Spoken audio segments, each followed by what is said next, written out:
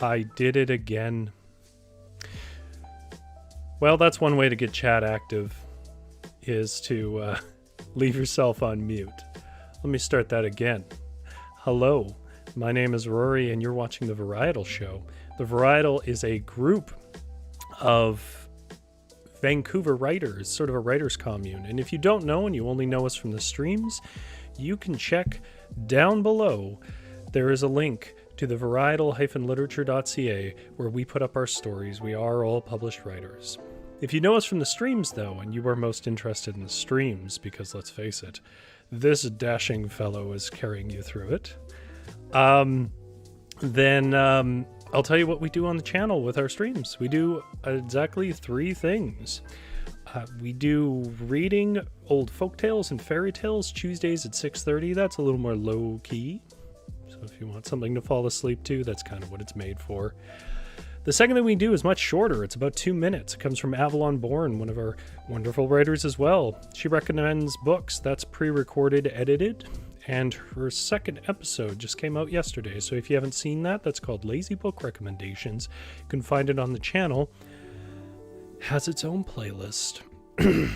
You'll know it by the pink blossoms. Then, the last thing we do is this, the Varietal Show. And the Varietal Show is a combination of things.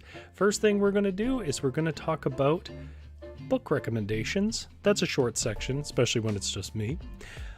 Second thing we do, though, which is what most people come here for, is Litgames. Litgames stands for Literature Games, and what that is where I just try to write live without much preparation, if any at all. I cannot emphasize how little preparation I do. That try to do something interesting or funny or different with writing, because writing tends to be a little bit solitary and serious at times, and I wanted to have a fun place to write. Also, people for some reason were interested in seeing how people write. So this stream, if you're not really if you're not a writer, and if you're not really that big into reading that often, or you are, but you're still not a writer, that's who I'm making it for. I specifically want to hear from you folks. So, as far as the Lit game today, I mean, if you followed the title, it's pretty self-explanatory, but I will tell you, we're not going to go to it just yet, but the Lit game is where I'm going to take sort of classics from literature and then do my best to do them in a little short summary version in the style of a young children's book. We'll see how it goes. Usually these things don't go well, and that's the appeal. But sometimes I succeed, and I think that's less appealing. Oh, wow. What an active chat. So why don't I say hello to chat? Andrew Ryan says, I am here. Well, you're welcome to be here. Thank you for coming by, Andrew. GS says, how's the temperature there? Here? Or where Andrew is? Here, it's warm. I am lucky enough to be in a basement, so that's nice. Suki says hello. Hello back, Suki. And Holly says, Suki, we missed you last week. We did miss you last week, Suki. Then the last thing we do on the show is I give some advice in case you are interested in writing, whether it's on a professional or just a fun amateur level. I think we'll have to rename Moby Dick, says Andrew Ryan. So I will say the one catch with this, though, I would love to accommodate any requests when we get to the Lit Games and create a children's story, is there's a lot of books I haven't read. I have a bit of a strange reading habits. It was nothing intentional I did. And we'll see. So if we get recommendations, do be cooking up books or stories that you'd like to try to see kidified while I go through the book recommendation. But if you do think of something, recommend it. Unfortunately, if I don't know it, I can't really write it. So Moby Dick's among that. I've never read Moby Dick. I am aware of the overview, but I don't think that would be sufficient. Anyways, now that we've got our crew here and we are ready to get going on the show, you will notice that it is just me. And again, I will remind you, don't sweat it. I am still friends with all of the varietal writers. There has been no falling out or avoidance. What is happening is everybody's on vacation or away or whatever because it's August. So as I said back in the June, it was probably going to be a lot of me over the summer, and that's fine with me, because this time, unlike last time, I think I am going to actually pay attention to you, chat. Don't worry, you're my special chat. I think about you all the time, and I intend to show it. So let's start with Left on Red. Ooh. Left on Red is my humor-like title for books I've read that I think other people should leave on read. It's a joke that some get, and enough don't, that I should probably change the name, but once you've made a decision, never unmake it. That's my wisdom. That's not a wisdom. Holly says, Of Mice and Men. Again, a book I haven't read. Isn't that nuts? I will address that when I get there. That'll be a better conversation for Lit Games. Why haven't I read so many classic books in school? There is a specific reason that's based around who I am, but I won't bog this section down. So Left on Red is where I recommend a book I've read, and the book I'm going to recommend is probably a book you've heard of in passing somewhere. It's definitely a writer you've probably heard of. The reason I'm recommending it, though, is because this is, again, a bit of a challenging writer to read. But I think this is the book that is the most like a book an average person would read. It was definitely the book I enjoyed the most from them. It's not as experimental as their other stuff, but it's William S. Burroughs' Junkie, spelled Junky. Now, if you've never heard of Burroughs, that's fine. Burroughs was a part of a movement called the Beatniks. Holly says we had to read it in high school, so you did. No, I didn't. I will explain that why that wound up that way. There's lots of things we had to read in high school that I ended up not reading. There's a very specific, that is related to me being a writer from a young age. There's a very specific reason why there's a bunch of standard stuff I didn't read. So William S. Burroughs' Junkie, why am I recommending it? So Burroughs was a beatnik, the beret-wearing, drum-playing, thing that's been mocked in Looney Tunes cartoons and so on. Those were real people. They weren't all quite that absurd, but some were, frankly, more so. There were quite a few people in the beatnik movement that you might know the name of, but I think the most known was Jack Kerouac, who was a friend of Burroughs. And in On the Road, they do at one time go in to Burroughs' ranch in Texas. He doesn't call him Burroughs for reasons that are obvious if you read the book and think about when it was published, but it is Burroughs. The Burroughs shows up in a lot of beatniks' works. But Andrew Ryan says Jurassic Park, but with Barney the purple dinosaur instead of the T-Rex. Okay, I'm going to keep that on the back burner. So why am I recommending Junkie? Well, the most famous book Burroughs ever wrote was probably Naked Lunch. I don't know that I can recommend people read Naked Lunch. It is definitely a work of brilliant creativity. But as far as an actual read, like a thing to get through and read and just enjoy as a book in the evening, it really isn't that. Naked Lunch was a book written in a way where it was connected, but the chapters could go in any order. And what I found when I was reading Naked Lunch, I made it about 3/4 of the way through the book, was that it just started to gel together too much for me. It was a lot of grotesque imagery of a sort of futuristic world. Some of the satire I got, some of it I think Burroughs was just smarter than me and I wasn't getting. But Junkie, on the other hand, is written fairly straightforward. It's like his first book, and it's about how he got hooked on heroin. And he has actually a very clinical way of talking about his own life, despite how imaginative and wild his other works are. Like, his brain is vibrant, but when he's accounting for his own life, he's a very straightforward person. And it's a really interesting book in a historical sense, because it gives you a sense of the sort of underbelly of 1940s, well, a few different places, but I think he's in St. Louis or something like that, Texas, Mexico, and Morocco. It's a really straightforward read. I don't think you would have a hard time with it, and I think it definitely shows that Burroughs could write. So I do recommend it. It's a really interesting book about a really interesting guy. Holly says, oh god, Naked Lunch. No, also, why is that a movie? I don't know why it's a movie. I've never seen the movie. I know of the movie. I know who made the movie, which is a lot of the decision behind not watching it, because as much as I'm a movie buff, I've never enjoyed their movies. I don't know how you make a movie out of it, to be honest. You would just have to overlay some of your own narrative and take his imagery, and I don't know what else you could do with it, because there isn't really a beginning, middle, and end. There isn't a consistent character.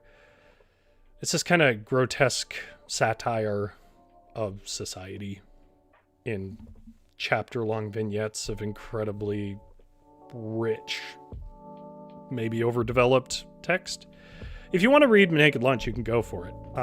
It's not a waste of your time by any means, but for the average reader, I think you should check out Junkie.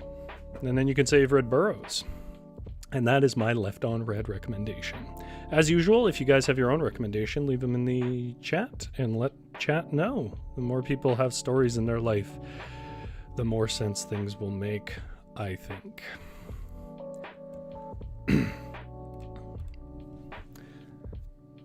Holly says, it's taken me this long to forget about that movie now you've reminded me. Screw you. Yeah, I can't see you being able to get behind the kind of imagery that Burroughs deals in. Andrew Ryan says, can we do a kid's version of Human Centipede? Thank God I've never seen it. I only know it as a meme and a South Park episode. So probably not. Andrew Ryan said Ned Flanders' parents were beatniks. That is correct. Again, a kind of satirical version. They were sort of like proto-hippies, if you will. They did a lot of drugs. They drove around. I think they were a little more crime-prone than hippies. They were a little more hardcore. But, yeah. Produced wonderful poetry, if you know where to look. They also produced a lot of bad poetry, and great books. Which means that it's time for Litgames. Hopefully everyone is ready. As per usual, we'll play our Litgames song. Litgames! That's not our song. I don't have songs for specific sections. I'm not that developed. So, again, the Lit game today is to kidify classic Lit. I have some options here that I will show you in a second. But now's your chance. I do see some recommendations in there. I'm remembering Jurassic Park, because that's one I know. Like I said, I haven't read Moby Dick, although it was recommended to me by a friend. Andrew Ryan says, you can just call me Andrew. It's after work hours. We don't need to be so formal. As a general rule, I kind of just use people's name tags. So if I forget, just plug your ears after the word Andrew. I will try to remember you as Andrew. I have 3 books here that I do know that I think would be comical. 2 of them are basically beatnik books, which will get to my point that I was going to say to Holly in a minute ago. But then I also have a book that I don't have here that I could do. It's going to be a little more sketchy. So the first one that I thought of, actually, because it is my favorite book, is Fear and Loathing in Las Vegas. If you're thinking, well, that's not literature, you are wrong. That is classic 20th century American literature right there. Though it was maybe not seen as such in its time. It definitely is seen that way now. Fear and Loathing in Las Vegas, of course, about Hunter S. Thompson traveling to Vegas loaded on drugs, trying to find a way to kidify that. This one was actually the first one that I thought of because, I gotta be honest, I don't know how I would kidify this, but it was Cormac McCarthy's The Road. If you don't know Cormac McCarthy, The Road, just imagine if depression was made into a buddy travel show. And then this one is one that I will never give up a chance. Or sorry, I should say that again. This is one that I'm always cautious to recommend because the person who wrote it was a piece of trash in every sense of the word. And unfortunately, there is a huge following for him beyond his writing. Like, he's supposed to be a great guy and he's not. Not even in a tortured artist way. He's a bad person. So I never really bring it up, but I could see ways that it could be funny, but I'm going to tell you right now, there's definitely a part of this book I would censor out no matter what we do. And that is Charles Bukowski's Post Office. Since I brought it up, Charles Bukowski is interesting to read because it gives you insight on a certain mindset. That said, absolutely irredeemable as a person.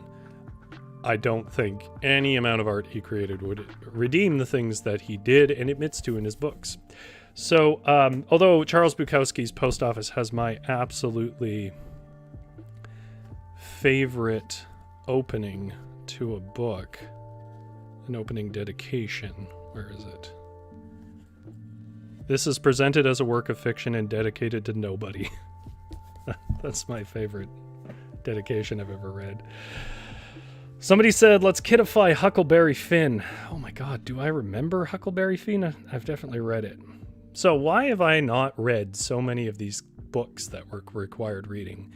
So the way, for whatever reason in my grade in high school, that they presented books to read that you had to read, and I think it had something to do with the fact that I got bumped ahead in writing by like 2 grades or something like that. So the teacher for my writing 11, which I was in at the end of grade 9, and my English class at the time were the same person.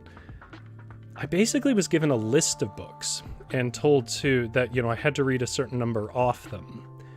Of Mice and Men and all of that stuff was on there, but I think the ones that I chose to read were... I know I read Lord of the Flies, because that's a required one. But I remember there was a point where there was a bunch of classic books, and I went for Camus' The Stranger, which I'm glad I did, because it really did change the direction of what I read. But I was given an enormous amount of latitude as to what I read, because I guess they felt like they didn't have to force me to read. Downside is, though, I missed a lot of cultural touchstone books. So that's why some of these classics I don't know. Which means there's nothing for it but to kidify a book. Now, do I remember how Kid Book reads? Kind of. We'll see how this goes.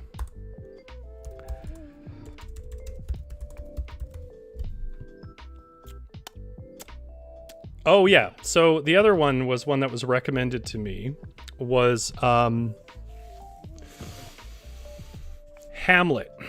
The problem with Hamlet, though, is I'm pretty much going to have to pull up Cole's notes, because while I've seen Hamlet, I think I've seen it more than once, I performed scenes from Hamlet. Hamlet has the most complex relationships and names and so on. So, Holly says Rory will plug Hunter S. Thompson any chance he gets. I don't know if it counts as a plug. He's pretty well known. The only thing I think the only chip I have on my shoulder about that is that people sort of disregard him as a relic of the hippie times, when he was actually among people that I think you could fairly do that with. He was the best writer of them all. I think people really don't give him a chance because of that appearance, when he actually is a phenomenally good writer. Like, I put him up there with like Fitzgerald and so on, just in how clean his prose is and his pacing. And not every book he wrote was great because he didn't like editing, and unfortunately that's really important to clean prose, but that was his style. That was his gonzo thing. Holly says, yes, skipped a ton of classics for the same reason. My English teacher also had a lot of Canadian authors. Like, I didn't read Gatsby until I was an adult. I didn't either. I don't feel any great loss for it, though. Like, I don't need to be forced to read, really. Andrew Ryan says, Homer's The Odyssey. Well, I mean, we could be here till 10 p.m. Even a kid's version of that. You could just do the too long didn't read version of Hamlet. I mean...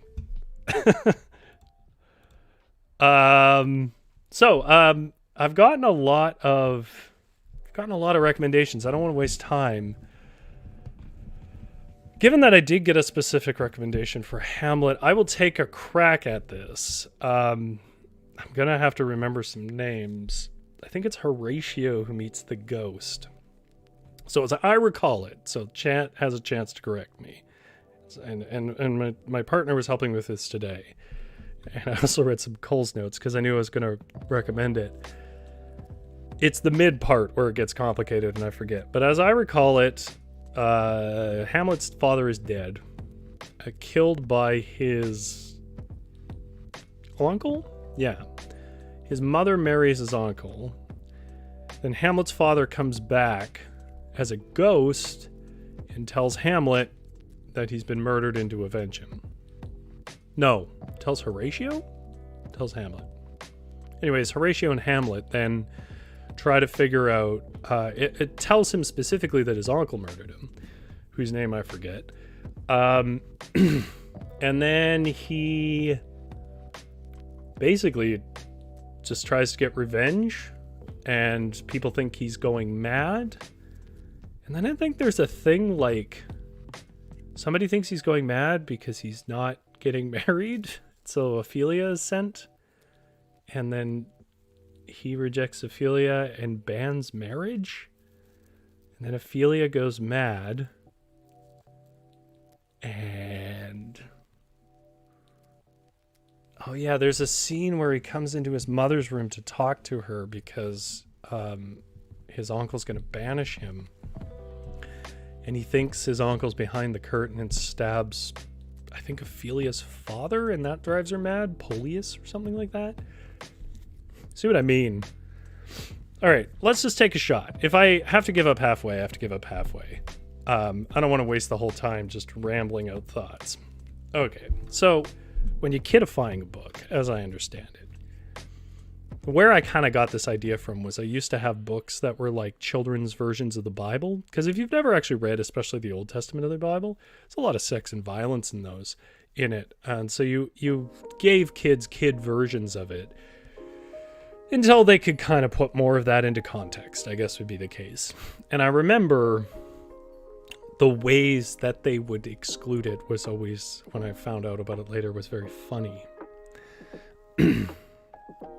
Uncle Bob gave me a long nap. Hamlet, oh Hamlet, wherefore art Horatio? Ophelia went sad swimming? Okay. I think at the very least I need to get these names right, so I'm gonna have to pull it up. I was gonna try to do this from memory, but if there's one thing I can't do, it's names. Okay. Spark Notes, you're still helping me do my homework.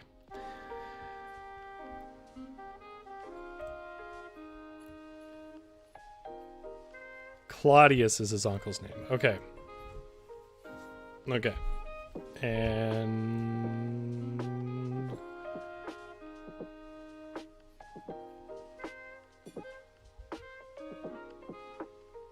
I see. Okay. There once was a clever boy named Hamlet.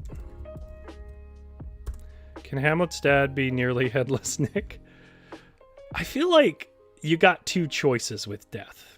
You either cover it over and make someone not dead, or, in kids' books, I mean, or you just sort of say like they went away.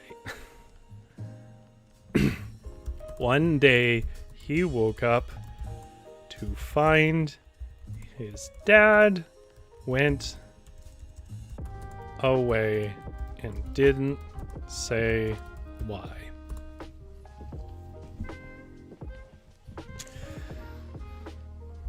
Hamlet was sad. By the way, this is actually a pretty good exercise. I don't think this needs to be in italics. It's kind of hard to read.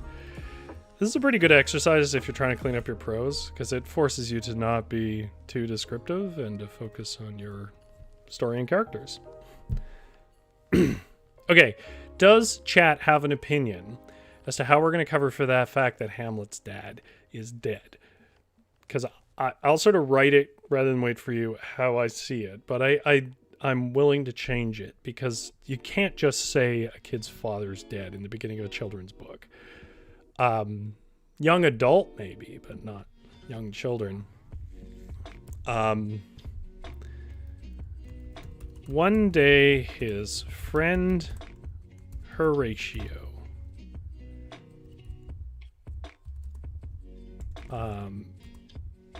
came down and woke him. Oh, Shakespeare, you work so hard on your prose, and look what I'm doing. GS says this is how I write all the time. Not a bad thing. It's clear, which is really what writing's about. Dad went to heaven.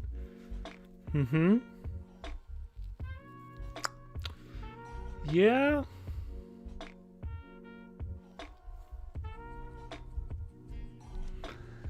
One day I was ready again, woke him. I think a ghost is too scary. So, what's something less scary?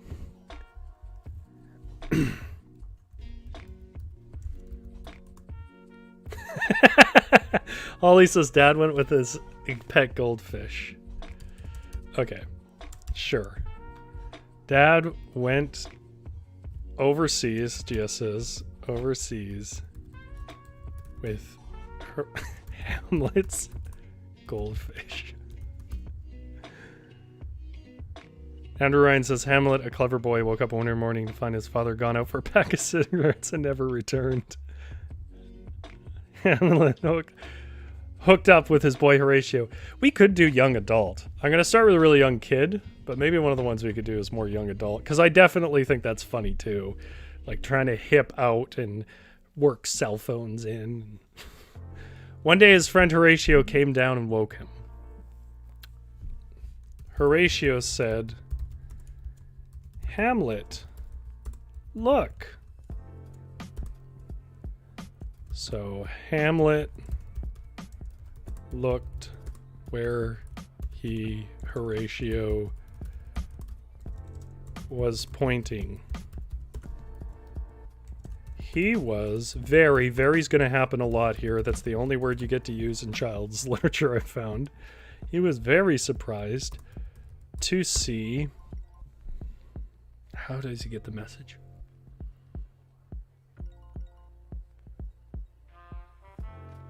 GS is up to the mountaintop. I like overseas with Hamlet's goldfish. How do we... Not a ghost.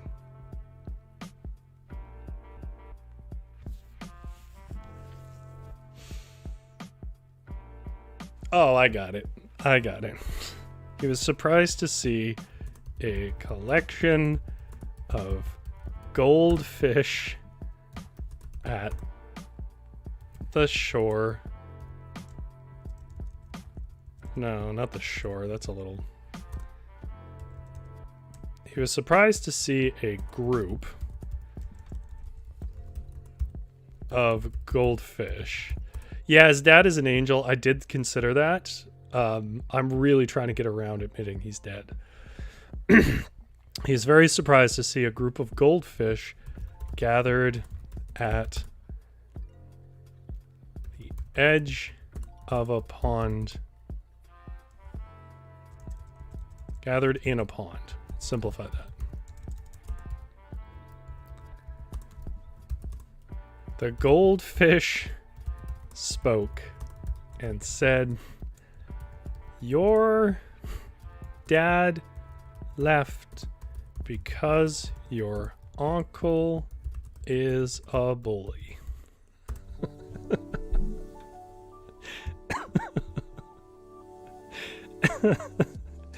Because I have to assume nobody laughs at any. I don't know what people laugh at.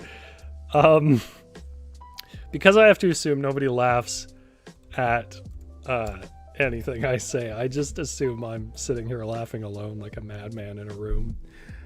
Okay, so Hamlet said, Hamlet, look.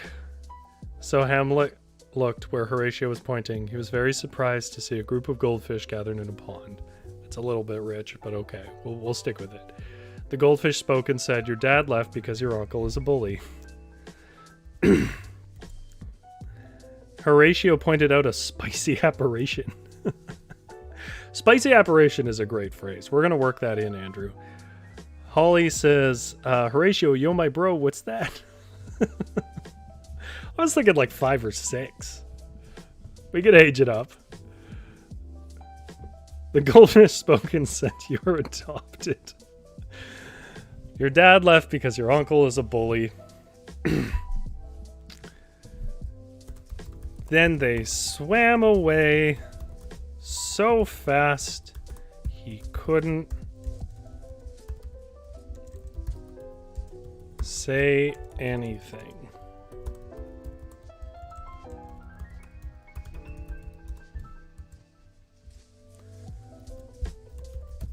Oh no, Hamlet said.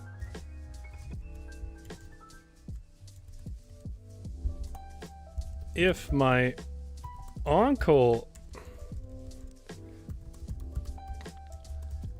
is mean, He shouldn't be king.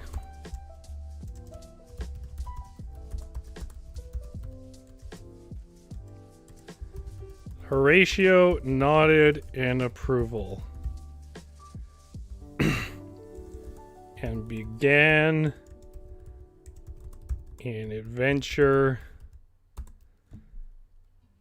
to defeat Hamlet's mean old uncle Claudius.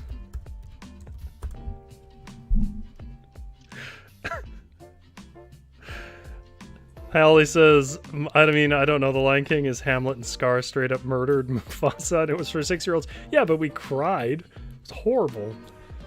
How many people have made memes about how scarring that is?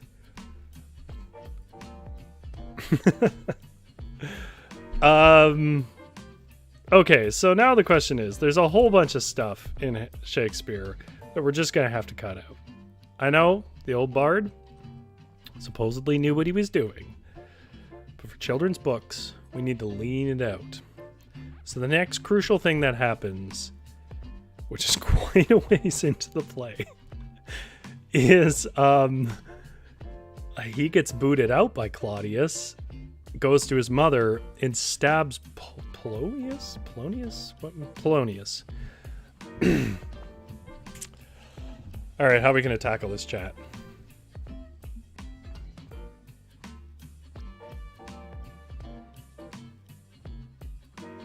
Do we introduce Ophelia at all?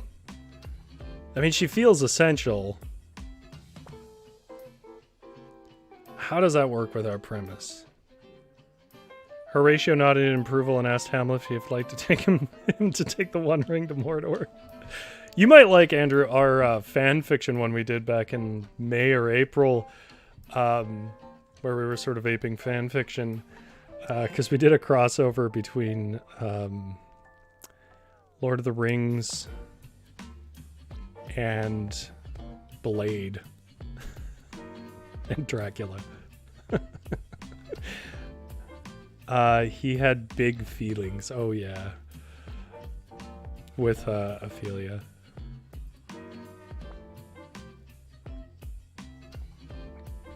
Okay.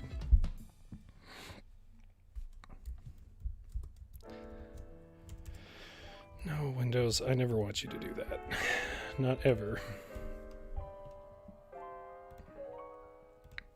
Okay. You have to, all kids' books have to have strong female representation. I mean, sure, but Ophelia's got to run off at some point. Only so strong that's gonna look. Horatio and Hamlet marched the very next morning into the castle's big kitchen. It had chickens and cakes and big apples. There was his mother, Gertrude? His mother, Gertrude. And she was laughing at Claudius's jokes. But Hamlet knew Claudius was mean.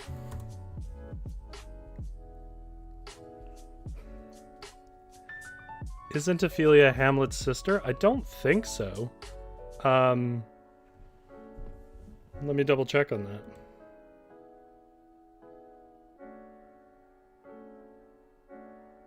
No. When Polonius the Pompous, Lord Chamberlain, suggests that Hamlet may be mad with love for his daughter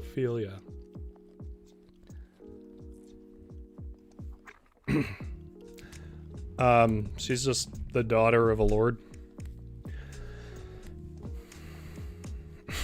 Andrew Wright says, I don't know, Holly, I skimmed the story once 20 years ago. I don't know anybody but like literary scholars could recount the plot of Hamlet. You should go read the summary. It is so complex. But Hamlet knew Claudius was mean. So Horatio, they do this all the time in kids' books. And even when I was a kid, I hated it. I never understood it. So Horatio and Hamlet said together, Claudius, you are mean. No kid I've ever met talks in unison, but they do it all the time in kids' books. It's weird to think about. So Horatio and Senator Claudius, you are mean. Gertrude said, don't be rude, Hamlet.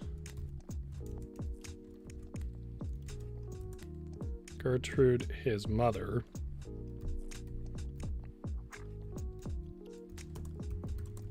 His mother and queen of the whole land. Shakespeare is very tough to follow. It's weird because, like, you read it and it's hard to read because there's so much missing. Like, because it doesn't really have stage directions. But if you watch it on stage, it's coming at you too fast to really absorb it. So, like, I never know whether to recommend people read it or whether first, or whether I recommend people to see it first, then read it. But you kind of have to do both. It is actually quite clever, I will say. I'm not a huge Shakespeare fan or anything. Oh, I know.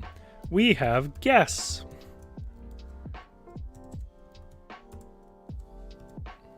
Suddenly, Horatio and Hamlet were super surprised to take GS's recommendation to see another man was at the breakfast table. Getting a little wordy. I'm gonna have to yield a bit.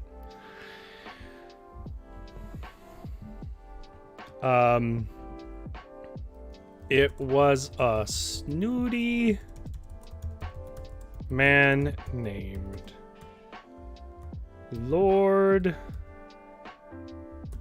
Polonius Chamberlain. Next to him was a dark-haired little girl.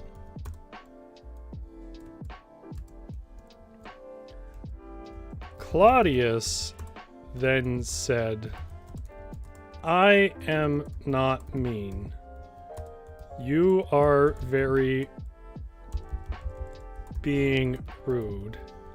I would send you to your room, but you should play with our guest, Ophelia. Is that how you spell it? Yeah. Okay, I worked Ophelia in. Where are we at, chat? So I think, like, we need Ophelia. We need a reason why she goes away.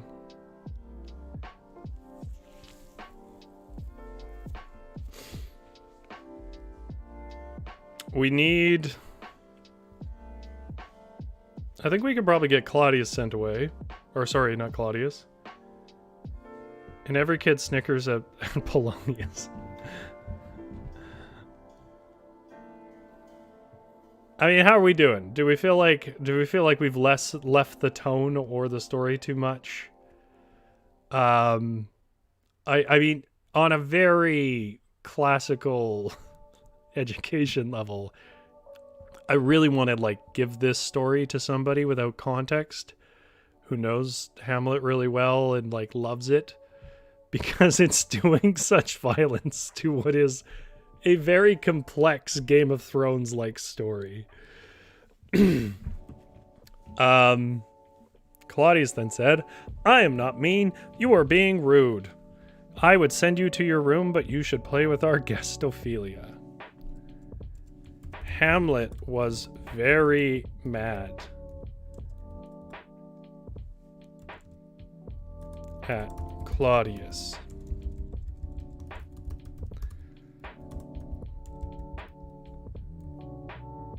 But Ophelia grabbed his hand and said, "Let's play in the tower." I'm just going to say it now. I'm not killing a child in a child's book. So if any of you are like,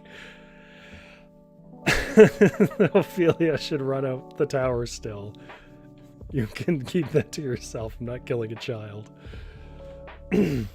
That's for my serious works. I wish somebody was here that read them. They would have gotten that. Okay, chat.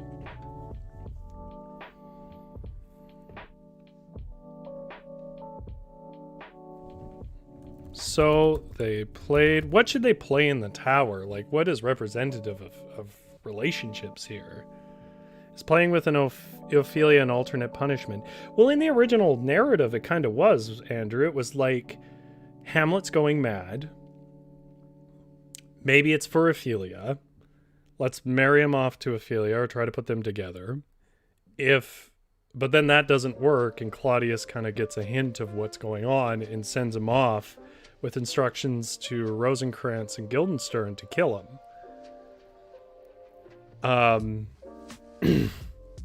GS says, "Whoops, there goes Ophelia." Can we make a safety lesson about water for Ophelia? Okay, you're right. There hasn't been enough lessons. Arbitrary, jammed-in lessons that don't fit the narrative. Good call, Holly. Okay, so Hamlet's very... let's play in the tower. So they played... I don't know. House. Together. Horatio did not want to play. You can never conjugate in a children's book for some reason. Even though that's basically the only thing they'll read for the rest of their life. Did not want to play house, but Hamlet insisted. Hamlet wanted him to do it. Insisted is a little highbrow for a kid's book. While accidentally playing in the tower, Hamlet accidentally hurled Ophelia from the window, tumbling into the moat 40 stories below.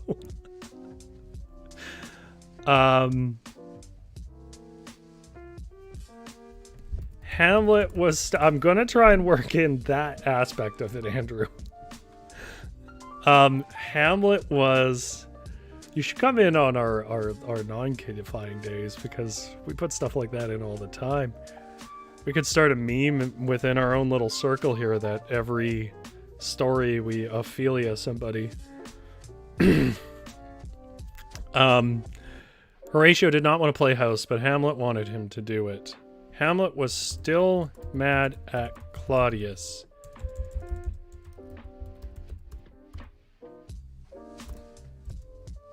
And didn't like that Ophelia's dad made them play. Hamlet shoved Ophelia when she tried to comb his hair. Ophelia started crying. I'm trying to think of the actual doesn't necessarily kill her. 40-foot drop is something like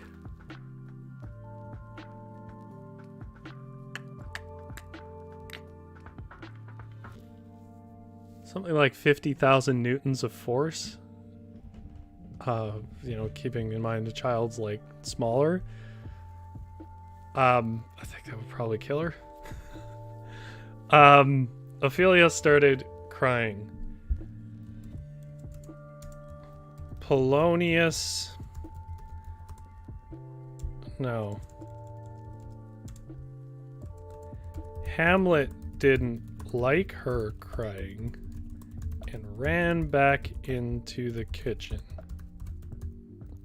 But no one was there.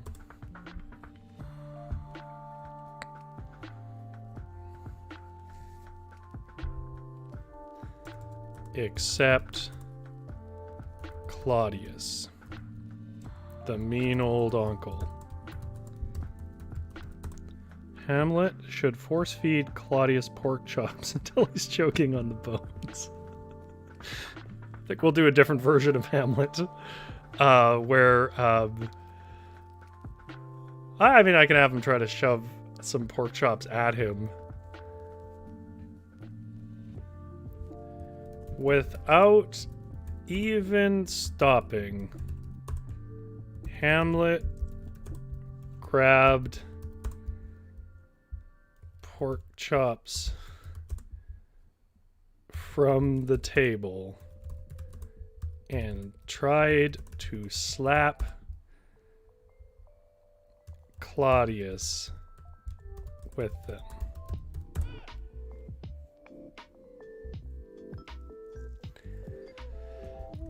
Claudius said, "You are being mean," and made Ophelia cry. "I am going to send you away."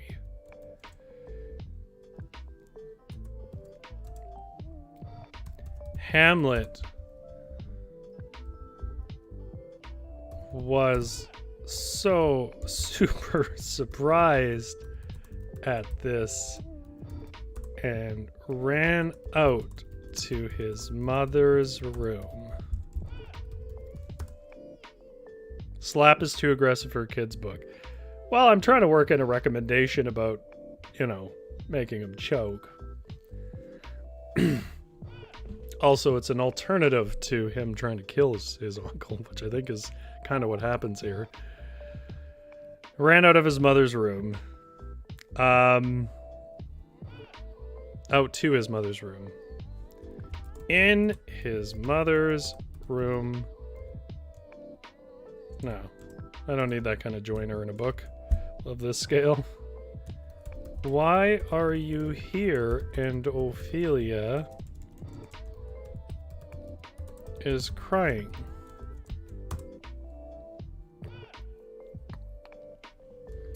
Gertrude asked.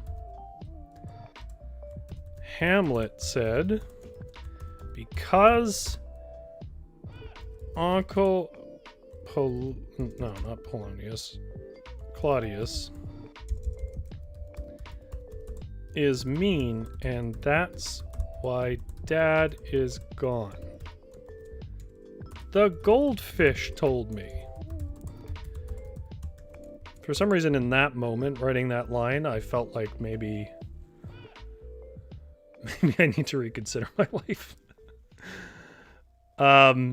Holly, what would you propose as an alternative to slap?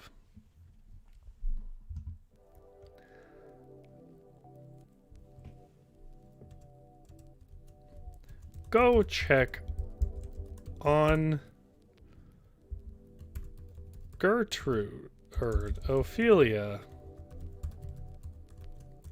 It is dangerous to leave people alone by the water.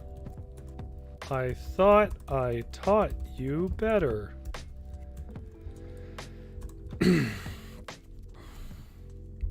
Gertrude.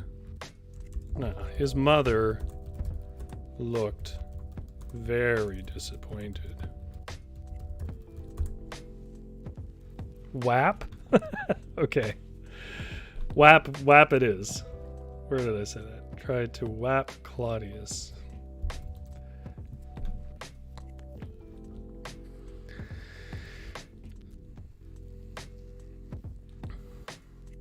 I thought I taught you better. His mother looked very disappointed.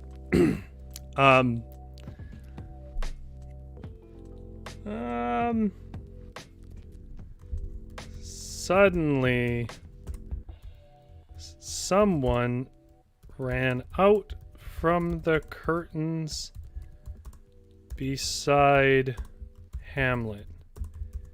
He thought it was his mean old uncle Claudius and tripped the person. The person banged their knee and started crying. It was Polonius. Ophelia's dad.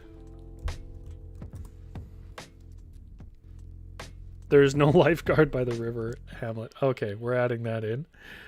Go check Ophelia. Check on Ophelia's danger. I thought I taught you better. Stay in pairs when there is no lifeguard by the pool. I guess I should also say Hamlet knew he was wrong. They always tell you what to think in these books.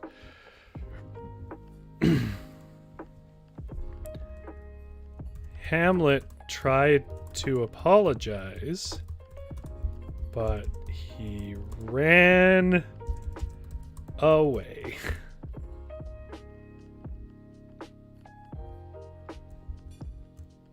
Hamlet ran back to Ophelia and saw she was struggling in the water. He threw her a life ring and pulled her back in with the help of Horatio. Suddenly someone ran out from the... It was Hammy's padre, back from getting smokes and pre-rolls the party was on. I think we should redo this with some of your recommendations, Andrew, but it'd be like an urban beat, grounded kind of novel. Trying very hard to be cool. Sort of a little bit like that remake of Romeo and Juliet in the 90s, but not good. He threw her life ring and pulled her back with the help of Horatio. We're not going to explain why Horatio couldn't do it, because that's not what these books are about.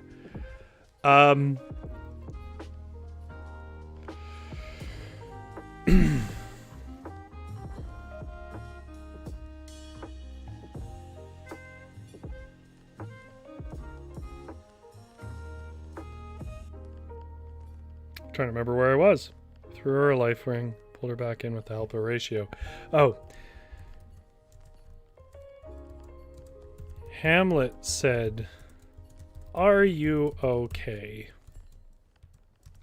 Ophelia said, "Yes, but I shouldn't have been swimming alone without a lifeguard." A Learman take on Hamlet. Yeah, exactly. Like a Baz Luhrmann.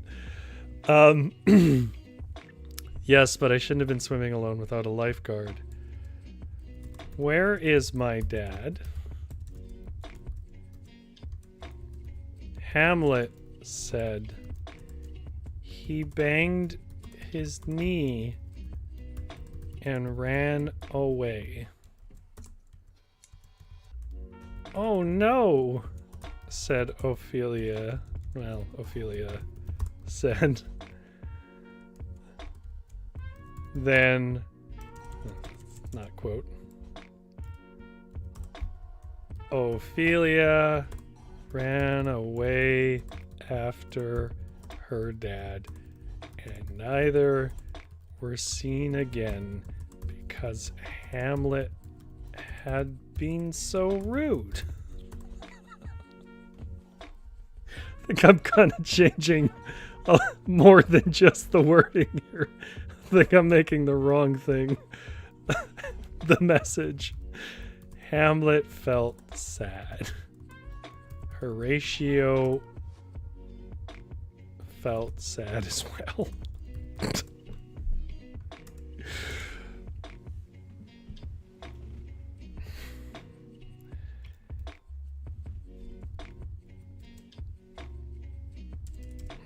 Almost neither boy noticed that Claudius had come up behind them. They both shouted with surprise. Claudius said, Hamlet,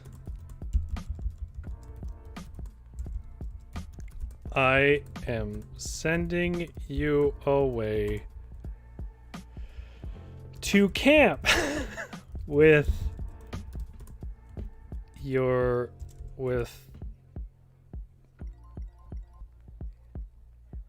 two other boys.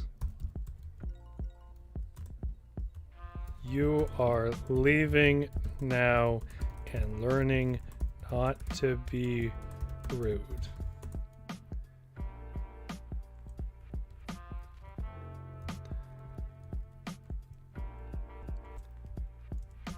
If you don't, I'll be rude to you just like I was to your dad. Then Claudius laughed and shoved Hamlet into the dirt. I mean, he hasn't done anything villainous yet. Just as camp, roaring with laughter. Hamlet said, I killed the motherfucker. He's gone to be with the goldfish now, and you're about to join him. Holly's House says, Jack the Ripper was also extremely rude to several people. I like that I've just sort of replaced murder and threat of murderers with being rude.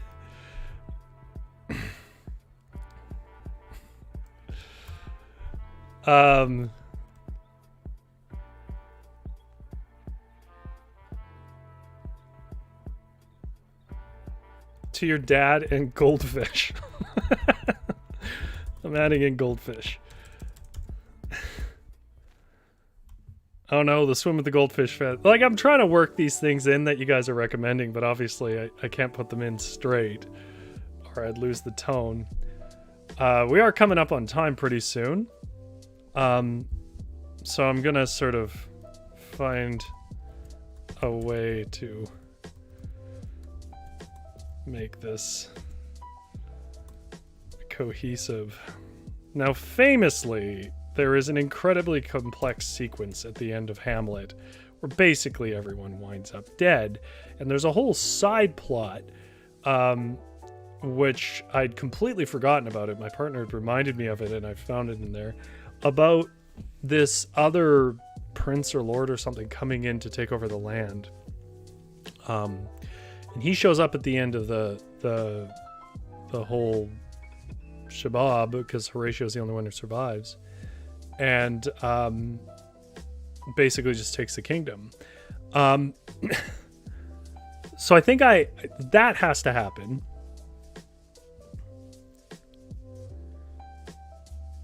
That has to happen, but it has to happen in a way where people haven't died. The next day, after Hamlet packed... I like how useless Horatio is in this version, which I don't think was the case in the original. Horatio gave Hamlet a hug and said he would see him soon. Then Hamlet was walking down the hall. I'm skipping out the whole play. The play within a play.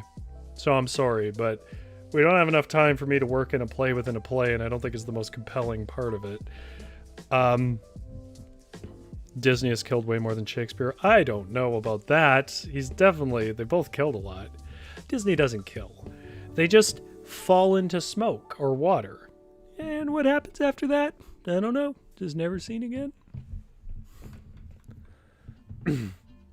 Then Hamlet was walking down the hall, but he heard Claudius laughing. He knew he shouldn't, but he looked through a crack in the door and saw... Too long. Hamlet saw that Claudius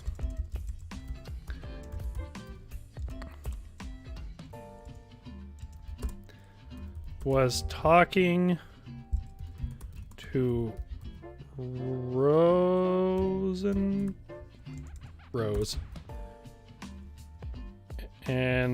Stern. The two boys coming to camp with him. Claudius was telling them about how he gave wedgies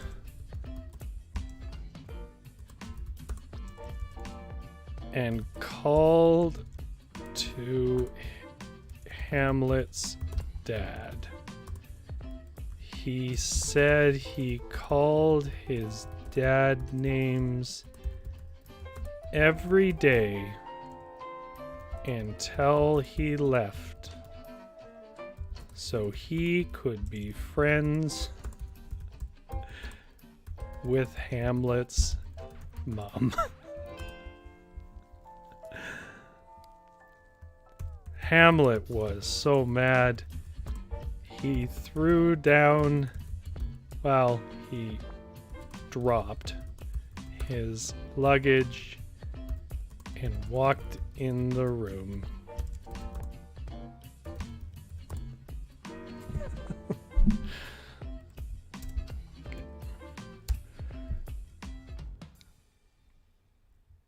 A couple of weeks later, while everyone was out fishing, the neighborhood bully came and kicked everyone out of their houses. He dropped his luggage and walked in the room and said, I know that's a run-on sentence, "You are mean, Uncle Claudius." Claudius looked very surprised, then said, "I'll do the same to you if you don't get to camp." Hamlet decided he had been bullied enough.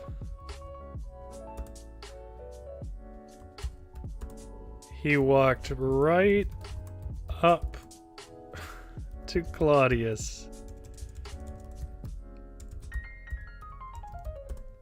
and Claudius said, "You are a little shrimp who can't bully me." Then Hamlet said, "You look silly with that big bald head of yours.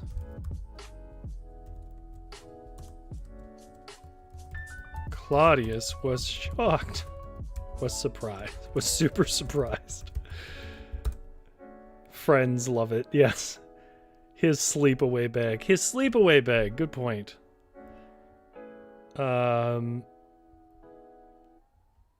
He dropped his sleepaway.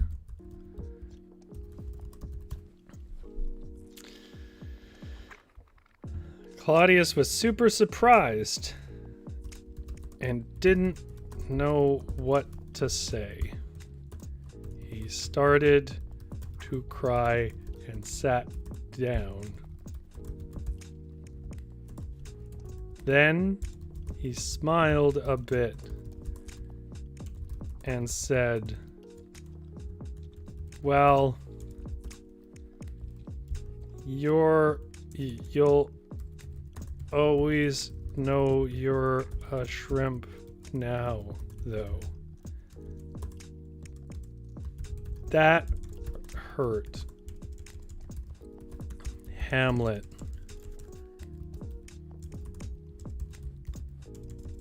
This is so stupid. A lot. Horatio had heard the names and entered the room to see Hamlet standing over a crying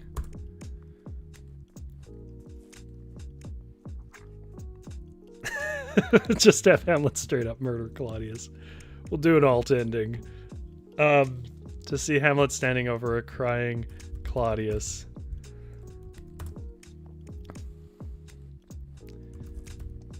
Then just as Horatio was about to speak, a tall man pushed into the room. Hamlet and Horatio were shocked. It was his dad. And he was carrying a bowl of water with his Hamlet's goldfish.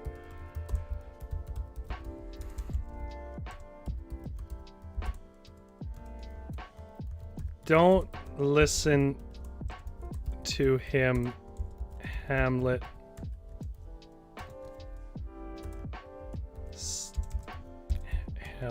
I don't actually know what Hamlet's dad's name is.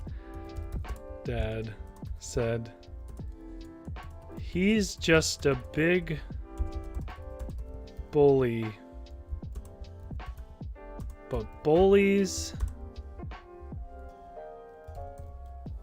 don't bullies don't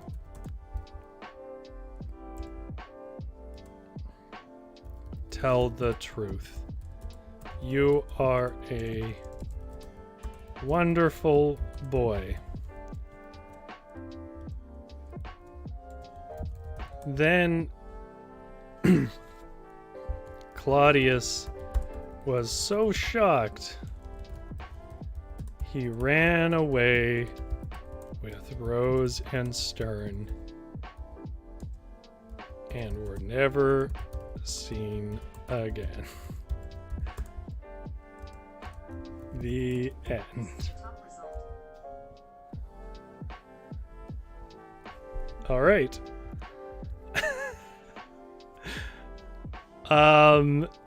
Andrew says we're gonna have do a straight up murder Claudius. Holly says, oh my god, no. Shrimp a Shakespeare burn. GS is perfect. Bullies never win. All right. Now, what I want people to give me their opinion on is whether they feel like I've really captured Shakespeare here. I guess I will very briefly. We've gone a little bit over time. Oh, yeah, Ophelia. Oh, Holly. Perfect. You've definitely been reading kids' books. Neat. Afterwards, Hamlet apologized to Ophelia's father, his mother, and Ophelia for being rude. They all ate cake and laughed and forgot all about mean old Claudius. Okay, so yeah, we've gone a little over time, but obviously I'm going to have to read this. I'll do my best sing-songy child book voice. There once was a clever boy named Hamlet. One day he woke up to find his dad went overseas with Hamlet's goldfish and didn't say why. Hamlet was sad. One day his friend Horatio came down and woke him. Horatio said, "Hamlet, look!" So Hamlet looked where Horatio was pointing. He was very surprised to see a group of goldfish gathered in a pond. The goldfish spoke and said, "Your dad left because your uncle is a bully." Then they swam away so fast they couldn't say anything. "Oh no," Hamlet said.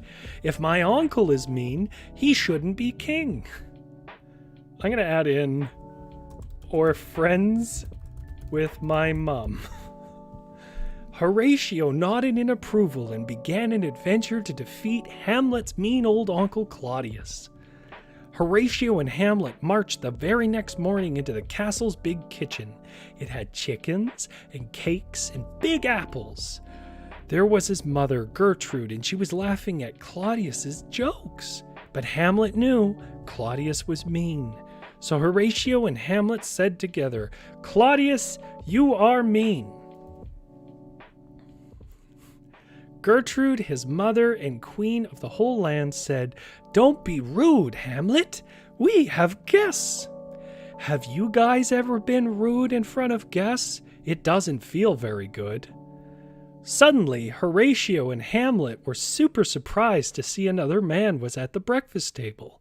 It was a snooty man named Lord Polonius Chamberlain. Have you ever seen snooty men? They stick their nose up and they go, "Hur, hur, hur."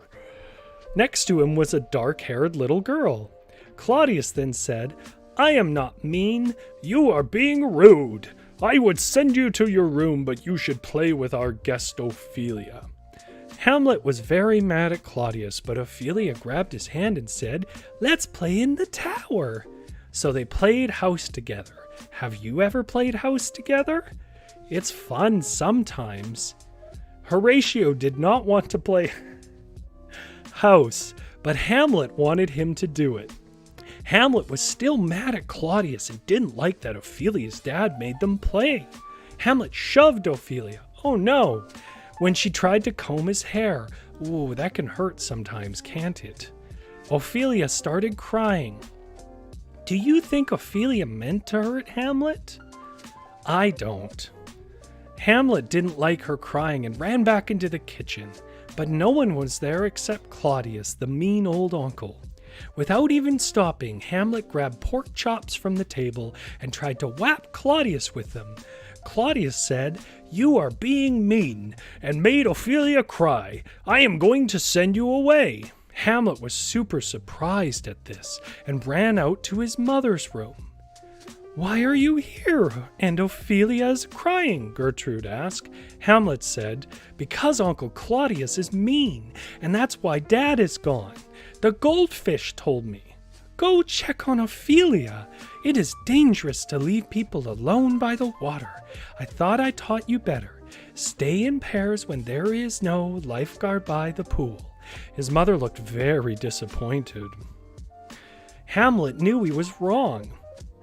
Suddenly, someone ran out from the curtains beside Hamlet.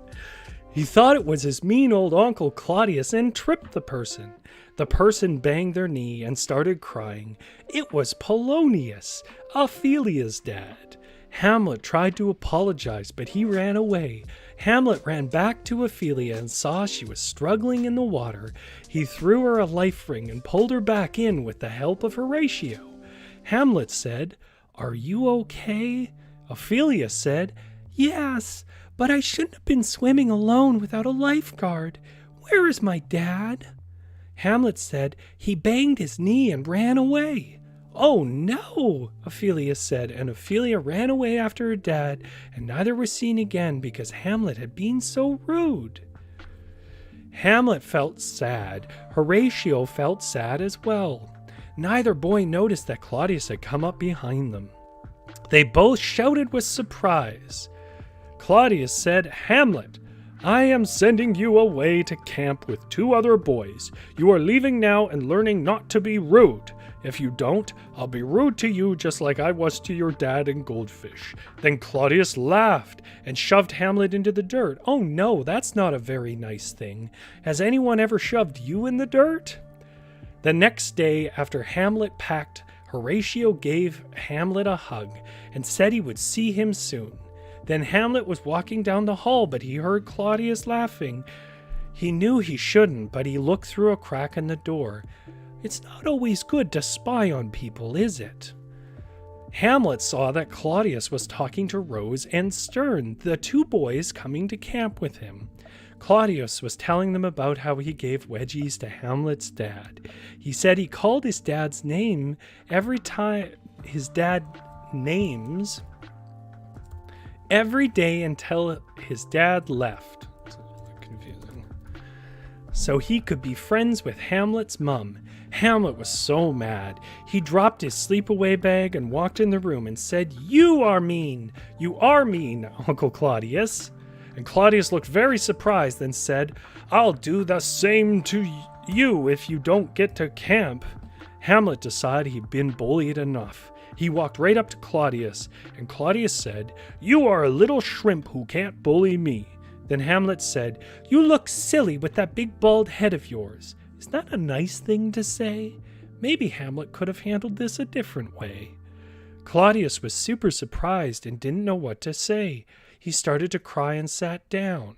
Then he smiled a bit and said, "Well, you'll always know you're a shrimp now, though."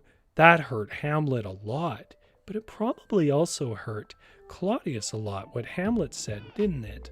Horatio had heard the names and entered the room to see Hamlet standing over a crying Claudius. Then just as Horatio was about to speak, a tall man pushed into the room. Hamlet and Horatio were shocked. It was his dad, and he was carrying a bowl of water with Hamlet's goldfish. "Don't listen to him, Hamlet," Hamlet's dad said. "He's just a big bully. But bullies don't tell the truth. You are a wonderful boy." Then Claudius was so shocked he ran away with Rose and Stern and were never seen again. Afterwards, Hamlet apologized to Ophelia's father, his mother, and Ophelia for being rude. They all ate cake and laughed and forgot all about the mean old Claudius. The end. Holly's house says, "I'm dying. The neighbors can probably hear me laughing." Andrew says, "Most of my suggestions were a bit dark and mature for this theme. I'm aware that sounded a bit deranged. Sorry, everyone." Dark and deranged is on point. Just keep them in your back pocket. We will definitely need those in the future, Andrew. GS says, "I think I like Shakespeare more now." Andrew says, "I can try, Holly." Holly says, "Can Suki animate this, please?" I don't know if Suki's going to talk to me for the rest of the night. She really likes Shakespeare, and I don't think I've done good things to Shakespeare here.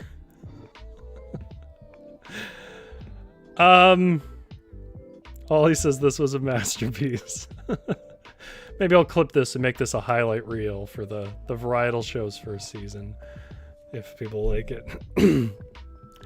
I think what particularly resonates with me, why I've enjoyed this so much, is just the idea that there are people that just adore Shakespeare for his serious complexity, and their reaction to this would be a delight. Okay. Well, I'll do the next part really quick because we are way over time. You guys are all very patient. I apologize for going so long.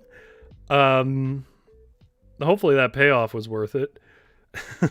If you do like my rendition of Hamlet, a modern day masterpiece, make sure you give me a like.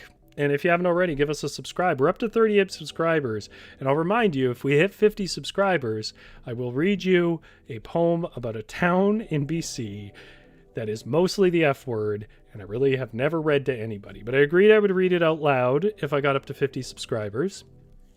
So I will premiere it. It's a town that I hate. I'm not going to tell you what town it is. You'll find out when that happens. You're welcome to make guesses, though. But yeah, so I mean, that basically just leaves us with unqualified advice. I'll be really quick. I actually do have connected advice. If you've been around me and asked me about writing before, sooner or later, I think I've already said it on this channel actually, but when people ask me like, what is good writing? I think people misunderstand what makes good writing. And I often say that like, Run Dick Run, Run Jane Run is kind of a good example of good writing. And what I'm trying to get across there is not that those are great books, but people get caught up in the flowers of language, which are fun, but they're really hard to comprehend when you're a reader. And I think it's easy to lose sight of the fact that the point of a reader reading is to understand what you say. So children's books actually have a pretty strong skeleton. They have to have a story. They have to have characters, and they can only put in what they need. And all of those are ethos that are supposed to transfer to most forms of writing. Maybe with the exception of poetry to some extent, but even still, not that. A lot of good writing is about cutting the fat. If you go back and you look at some of your favorite books, I think you'll be surprised to see how few adverbs, adjectives, internal monologue, all of that, how little of the text percentage actually is that, and how much of it is basically stuff like this. This kind of run, Jane, run, really simplified, did this, did this, did this, did this. So, Andrew says, also the part where murder is interchangeable with being rude.